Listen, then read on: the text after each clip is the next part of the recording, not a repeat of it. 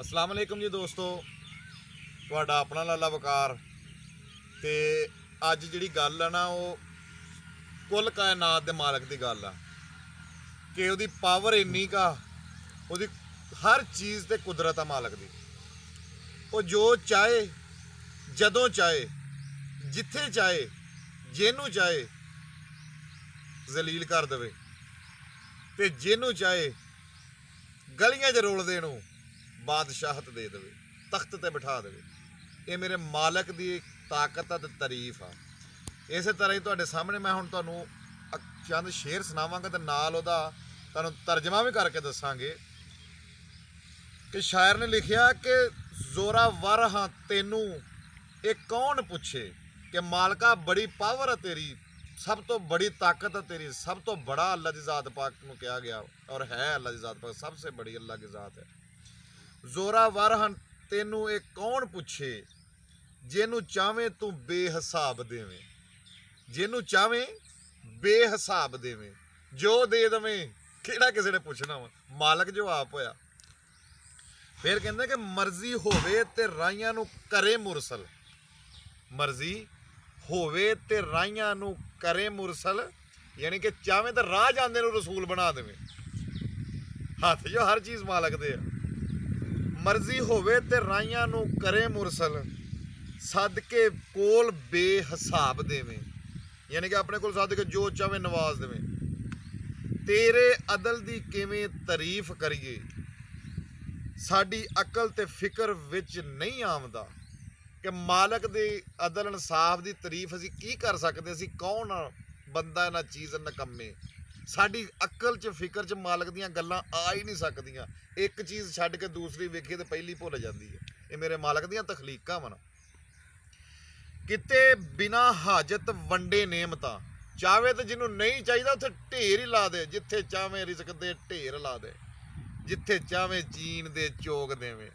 ठीक है ना, यानी कि मेरा मालक जिथे चाहे ढेर ला दे।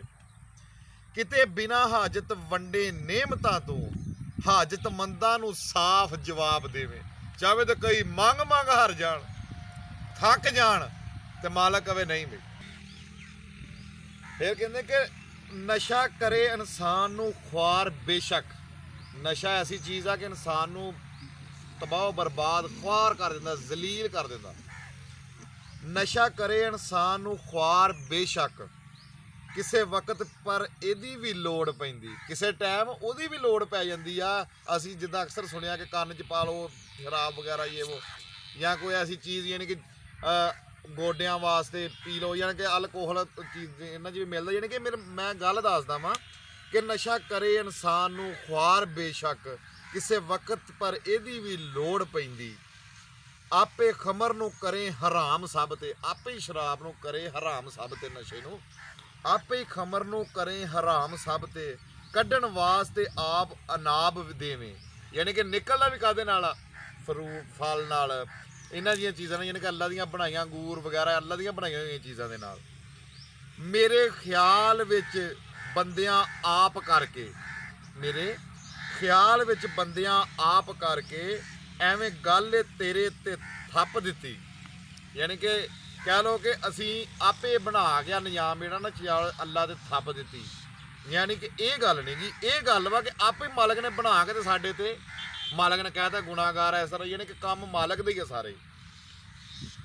पानी देवे ना नबी दे दोतियां नू, बड़ी डूंगी गल कि पानी देवे ना नबी दे दोतियां नू, कबरां धोण लई अर्क गुलाब देवे। किते उधर पानी नहीं मिलन डिया, इधर कबरां नूं गुसल अर्के गुलाब नाल होण डिया। ये दुनिया दे साडे वास्ते सबक आ मालक दे कि किहड़ी किहड़ी जगह ते मालक ने की कर दिता।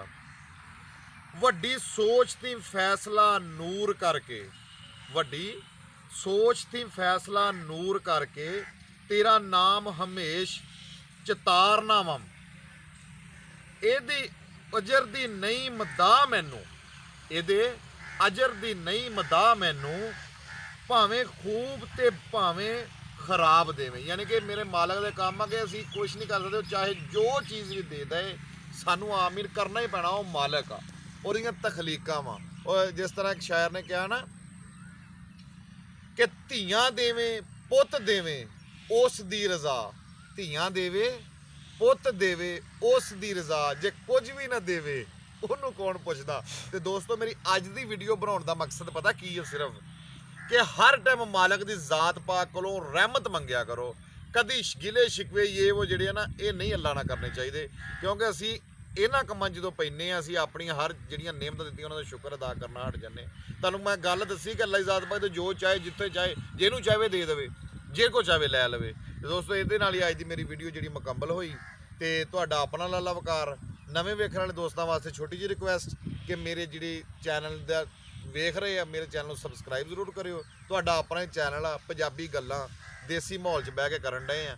ਇਹ ਸਿਰਫ ਤੁਹਾਨੂੰ ਸਖਾਵਤਾਂ ਦਿਖਾਉਣ ਡਏ ਆ, ਤੇ ਸਾਡੀ ਵੀ ਕੋਈ ਮਿਹਨਤ ਹੁੰਦੀ ਆ। ਸਾਨੂੰ ਸਿਰਫ ਇੰਨਾ ਕੁ ਚਾਹੀਦਾ ਕਿ ਤੁਸੀਂ ਸਾਨੂੰ ਸਿਰਫ ਥੋੜੀ ਜਿਹੀ ਦਾਤ ਦੇ ਦਿਓ। ਤੇ ਇਹਦੇ ਨਾਲ ਹੀ ਅੱਜ ਦੀ ਜਿਹੜੀ ਵੀਡੀਓ ਖਤਮ ਹੋਈ। ਮੇਰੀ ਦੁਆ ਕਿ ਅੱਲਾਹ ਪਾਕ ਤੁਹਾਨੂੰ ਸਾਰਿਆਂ ਨੂੰ ਆਪਣੇ ਹਿਫਜ਼-ਓ-ਈਮਾਨ 'ਚ ਰੱਖੇ, ਤੇ ਮੈਂ ਦੁਆ ਕਰਦਾ ਕਿ ਤੁਸੀਂ ਮੇਰੇ ਵਾਸਤੇ ਵੀ ਜ਼ਰੂਰ ਦੁਆ ਕਰੋਗੇ। ਅਸਲਾਮੁ ਅਲੈਕੁਮ।